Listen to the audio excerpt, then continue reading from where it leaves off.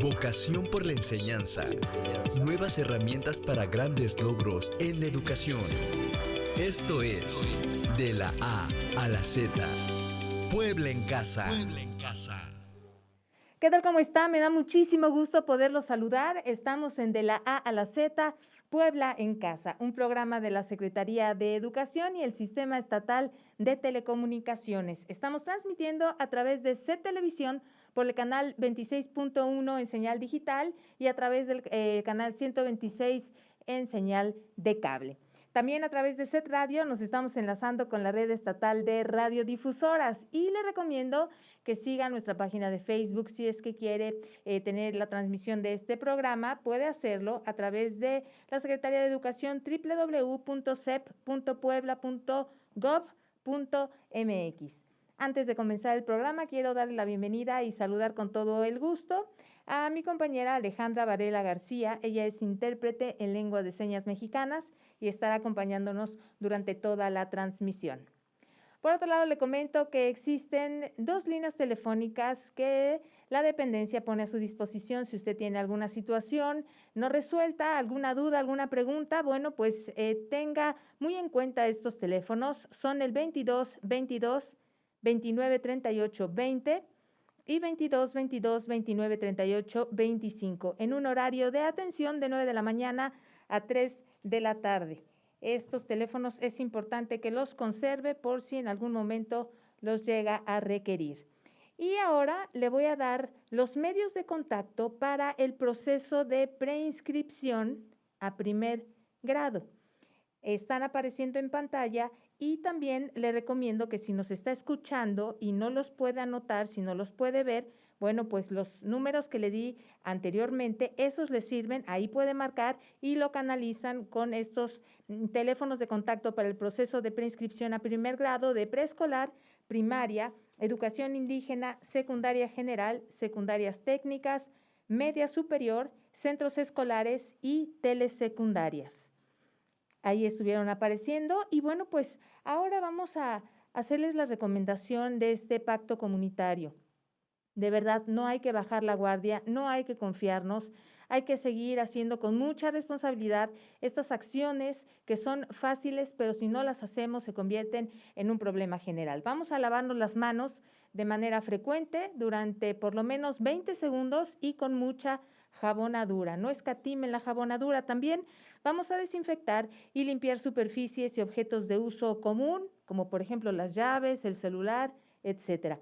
Vamos a mantener nuestra sana distancia. Es muy importante la sana distancia de 1.5 a 2 metros. También vamos a evitar tocarnos la cara y utilizar el cubrebocas al salir de casa si es que tenemos que hacerlo de manera asertiva.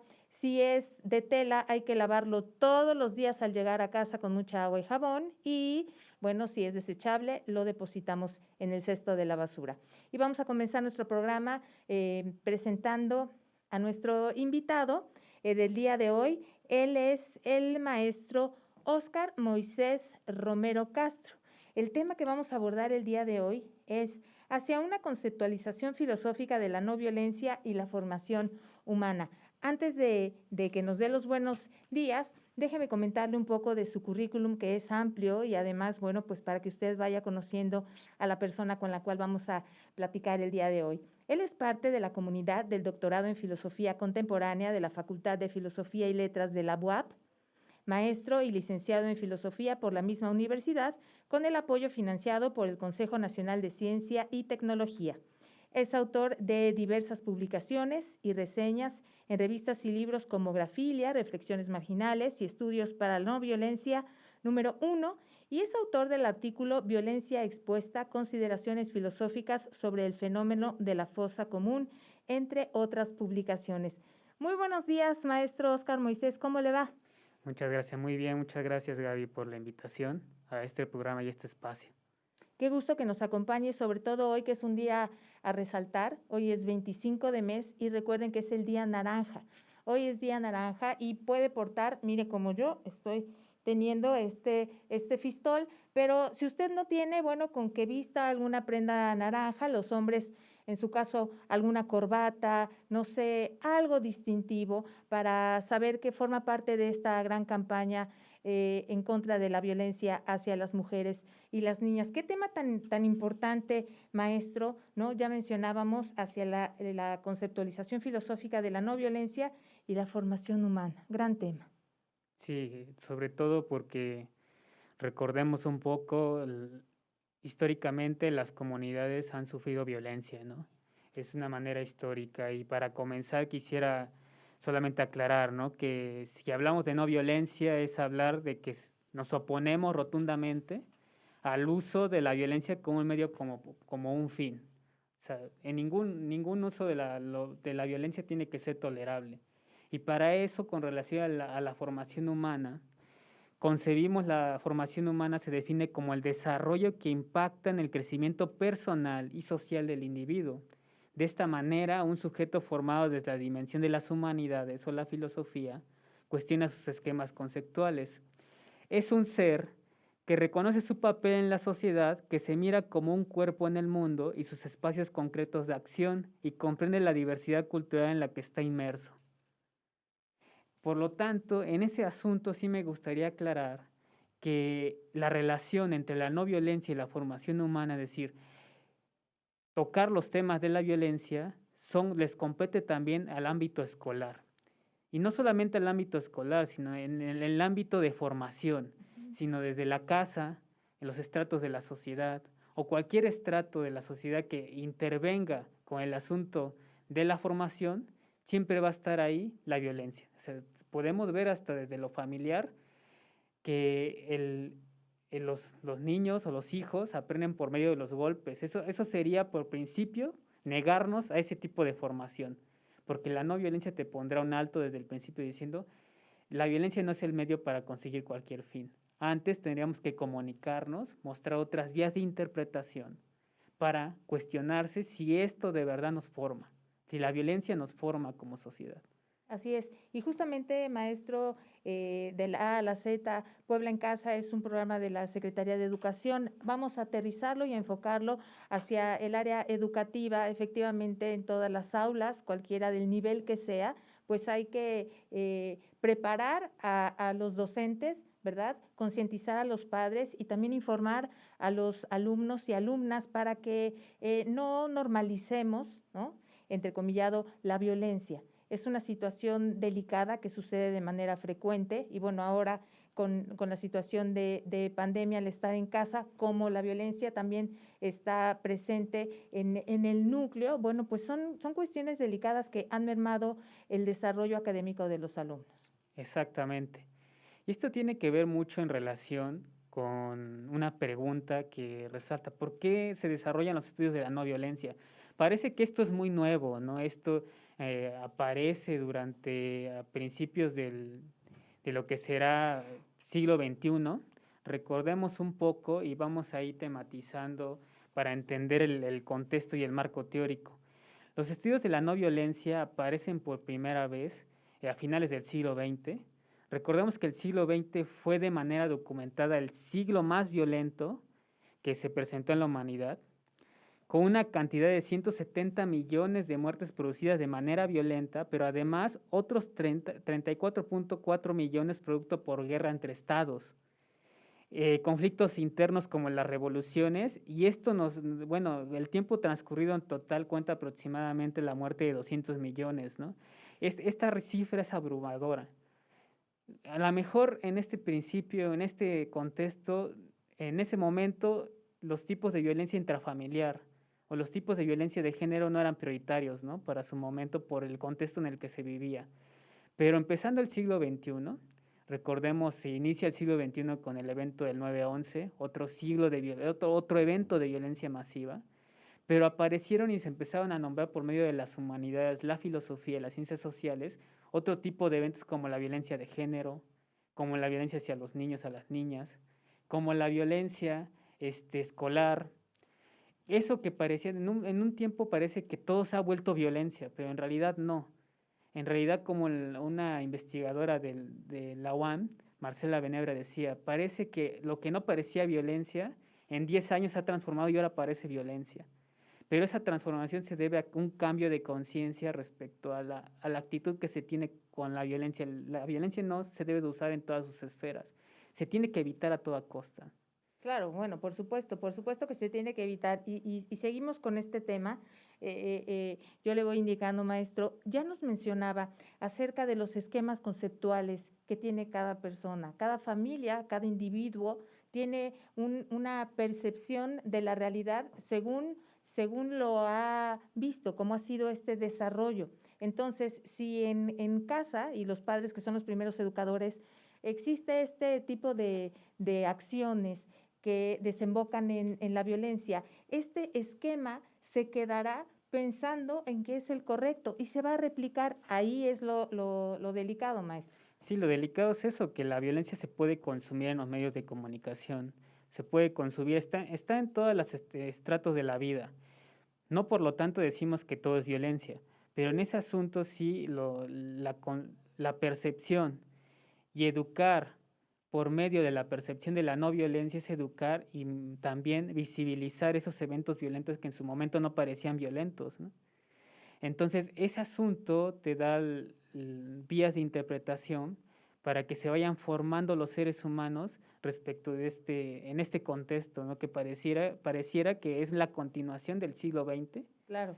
Porque hay eventos de violencia extrema por todos lados del mundo. Y ya mencionábamos en la información anterior del siglo XX, que ha sido el más violento. Bueno, ya mencionaba usted estas cifras alarmantes, pero lo más importante no es quedarnos en la teoría, no es quedarnos en las cifras, no es quedarnos en las estadísticas, es saber qué hacer para modificar y que no se repitan estas cifras. Claro, saber en todo caso cuestionarse sobre el modo de ser de los seres humanos, el modo de ser, el deber ser, que en todo caso tiene que valerse de principios, en primera, de arraigar en la familia y en principio también arraigar en el ámbito escolar la formación y evidenciar que este tipo de actos deben de ser negados. Por eso, y parecerá repetitivo, pero siempre decir no violencia es distinto a decir estoy en contra de la violencia. No violencia en principio sería negar cualquier uso para utilizar a cualquier otro como un medio para lograr un fin.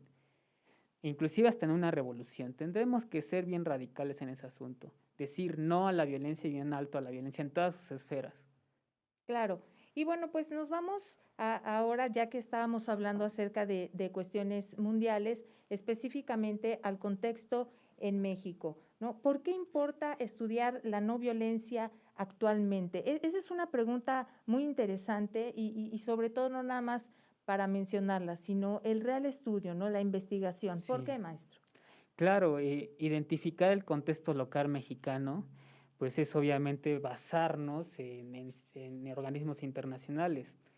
Desde hace poco, más de una década, el incremento de conflictos en los espacios públicos dentro del territorio mexicano ha mostrado un incesante proceso de transformación, así como de ampliación, en el que intervienen distintos factores, actores y medidas de acuerdo con los criterios del barómetro de conflictos emitido cada año por Heidelberg Institute for International Conflict Research. Este instituto, que son cifras internacionales, localizan a México como en una escala, ellos manejan 3 colores, ¿no? El azul, manejan el blanco y el negro. El negro es el de alta intensidad y México está marcado como alta intensidad. ¿Qué quiere decir? Estamos en color negro. Sí, como si estuviéramos en un conflicto como en Siria, por las cantidades de muertes que suceden al año, o homicidios dolosos o feminicidios que aparecen en el territorio mexicano. ¿Qué quiere decir? Que es un conflicto que nos compete a todos a nivel internacional.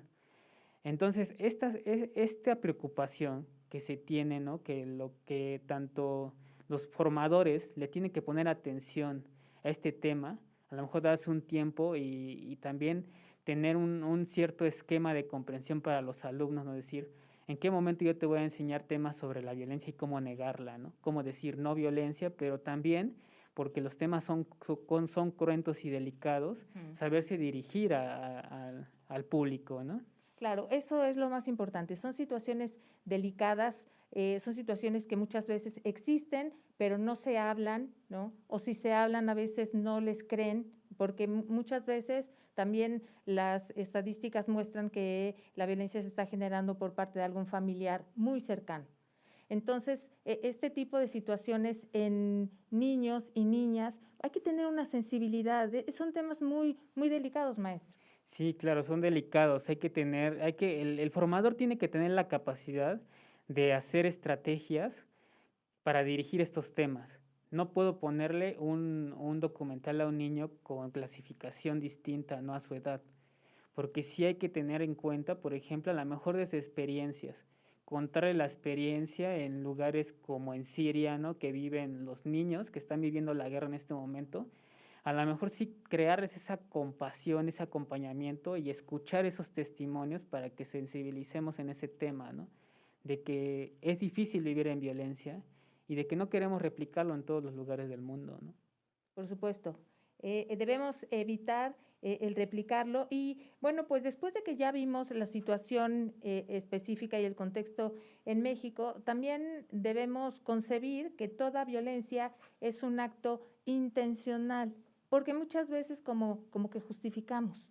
Exactamente. Hemos dicho violencia, violencia, violencia, pero ¿qué es la violencia, no? Aquí hay muchos temas que tenemos que encuadrar y definir qué es ese acto al cual estamos negando. ¿Qué es la violencia? Según la OMS, es el uso intencional de la fuerza física, amenazas contra uno mismo, otra persona, un grupo o una comunidad que tiene como consecuencia daños psicológicos.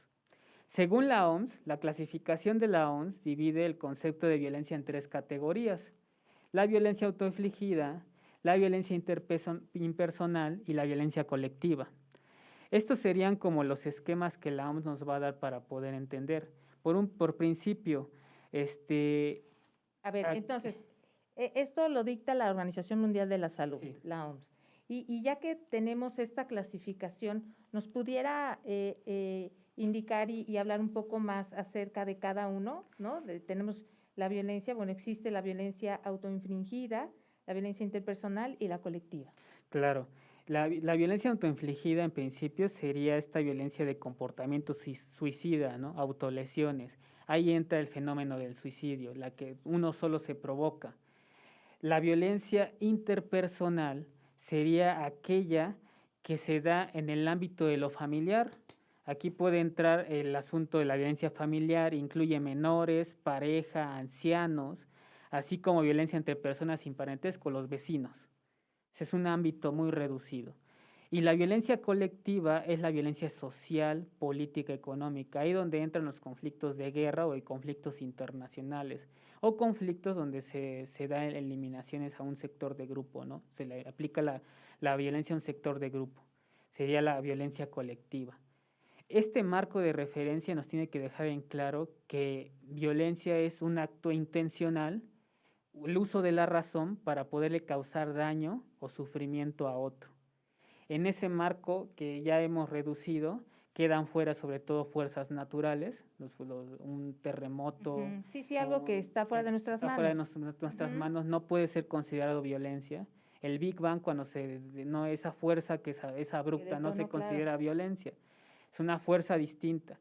La violencia está en el horizonte plenamente humano.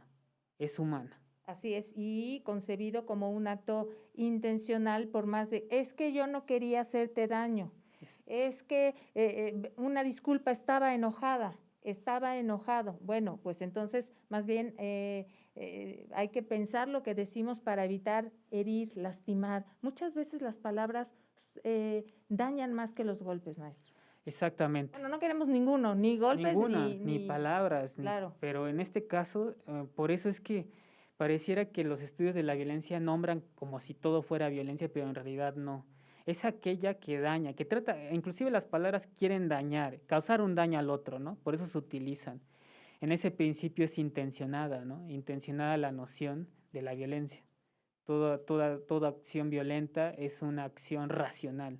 Ninguna es irracional en este asunto, en estos estudios de la no violencia, ¿no? Así es. Y bueno, pues comentábamos que ustedes en donde elaboran tienen líneas de investigación, diversas líneas que a medida de que transcurra el programa vamos a hablar de cada una de ellas. La primera son los estudios sobre la violencia contra la mujer y estudios de género. Sí, claro, aquí se han dividido. Esta línea de investigación comprende el pasado y presente reciente sobre los eventos de violencia contra la mujer, la violencia de género y violencia sexual en el contexto escolar, laboral o en el espacio público y digital, con el objetivo de atender a uno de los problemas más agudizados en la actualidad. Trata de entender el abuso de poder que implica la supremacía masculina sobre la mujer al denigrarla y concebirla como objeto.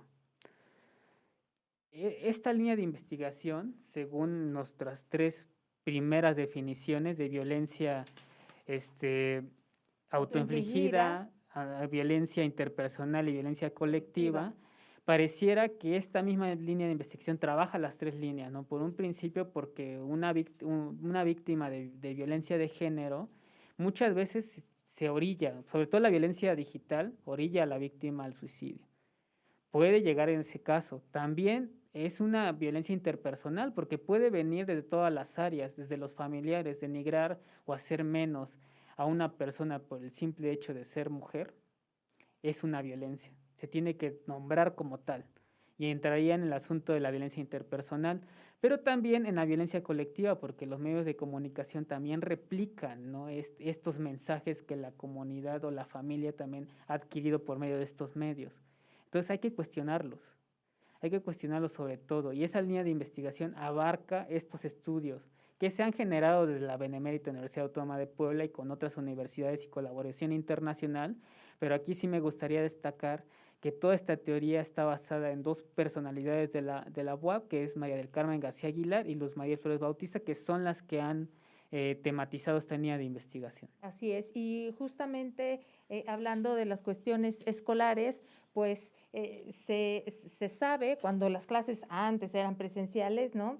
Que muchas alumnas o alumnos se hacían pequeños cortes, se laceraban, se provocaban este tipo de daño. La cuestión digital, ¿no? Con estos teléfonos inteligentes, en los cuales pues también hay mucha violencia, ¿no? Está el sexting, hay muchos tipos de situaciones que se dan entre los alumnos y justamente han llegado al suicidio por compartir imágenes que han hecho que pues acaben con su vida. Esas son cuestiones muy delicadas, maestro. Sí, claro, y la línea de investigación responde precisamente a cosas emergentes. No es que ya tengamos los contenidos hechos, sino que son contenidos que se están investigando porque están en tiempo real. Estos son sucesos que están pasando en tiempo real. Sobre todo de manera vertiginosa. Exactamente. Esa es la situación delicada, porque tenemos que ir un paso adelante, porque esto va a una velocidad muy rápida. Tenemos nuestra segunda línea de investigación, maestro, amigos, a desarrollar, y esta es de filosofía forense. Claro, la filosofía forense o el tema forense. A diferencia de la ciencia forense o la criminalística, la filosofía intenta enmarcar sobre todo esta línea de investigación, que es la exploración conceptual cercana a los desarrollos teóricos, técnicos y prácticos sobre la violencia material homicida que ocurren en el México contemporáneo.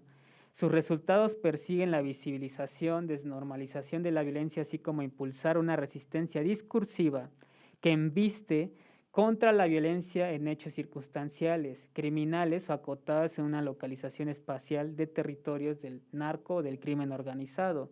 Se centra en el interaccionismo de la violencia, resaltando los sufrimientos sociales, la denigración ontológica del cuerpo en la brutalidad administrada, la consideración del llanto y la relevancia pública de la muerte en procesos extremos de hostilidad social fratricida.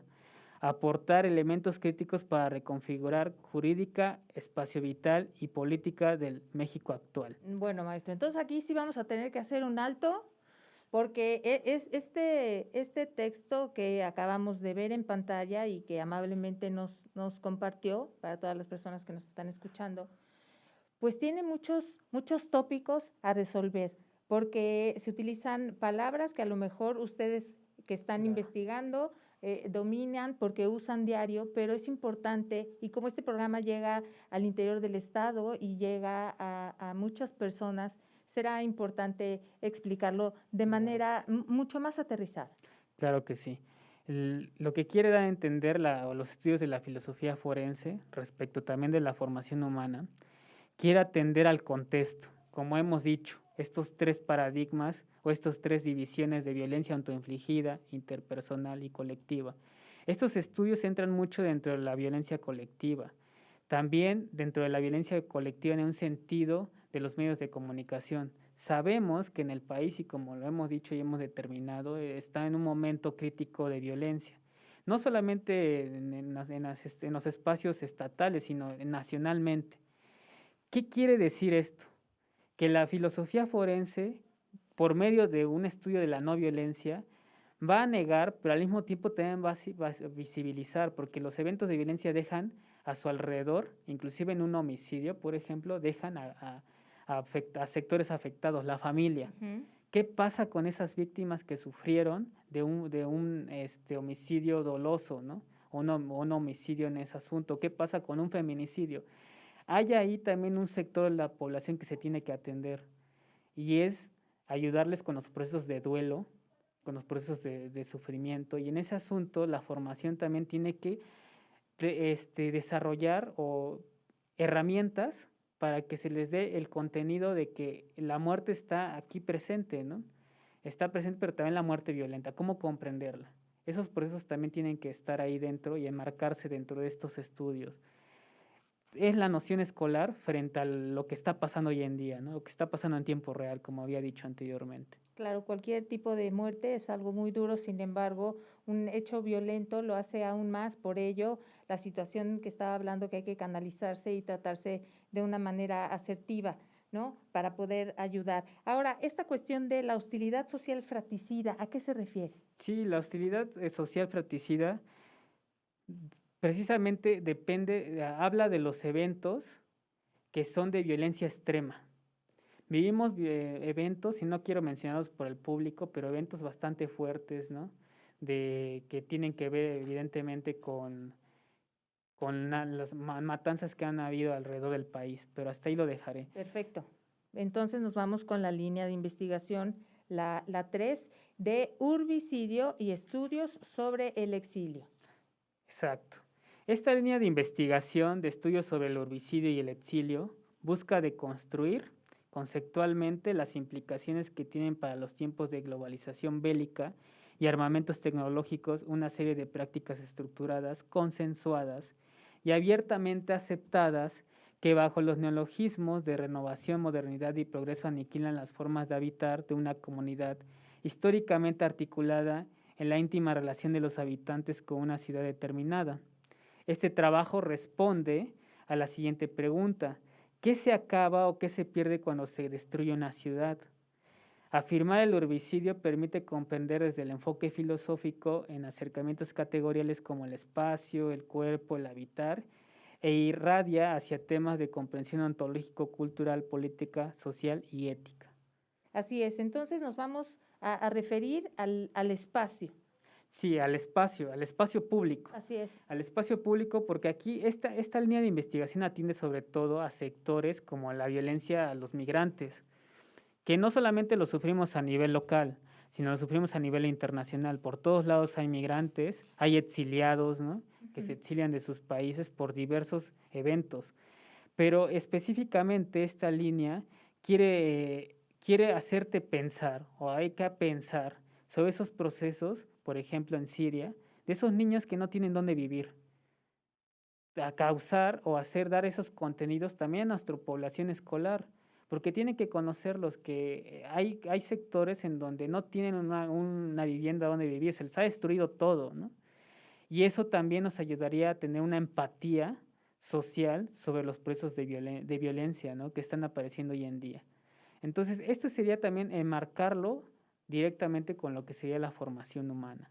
Eso es lo más importante, atender este tipo de situaciones y acercarnos con personal como ustedes que tienen estos estudios, estas investigaciones y que pudieran abarcar y abordar este tema de manera mucho más amplia. Le agradecemos muchísimo, maestro Óscar Moisés Romero Castro, el que nos haya acompañado este día en el programa. Gracias a ustedes. Le agradezco a todos, le agradezco a usted y le agradezco a todos los que participan en esta línea de investigación, por nombrar nombre, ¿no? Al director, que es Arturo Aguirre, que nos ha dado los proyectos para poderlo organizar. Así es, y hay que difundir estos temas, no hay que normalizarlos y por supuesto cada 25 de mes portar algo naranja. Recuerden que estamos en contra de la violencia hacia las mujeres y las niñas. Bueno, antes de despedirnos también quiero agradecer a mi compañera Alejandra Varela García, intérprete en lengua de señas mexicanas, que nos acompañó durante la transmisión del programa. Esto fue De la A a la Z, Puebla en Casa. Buen fin de semana, gracias. Esto fue De la A a la Z, Puebla en Casa. Un viaje por el conocimiento de las nuevas tendencias digitales en la educación.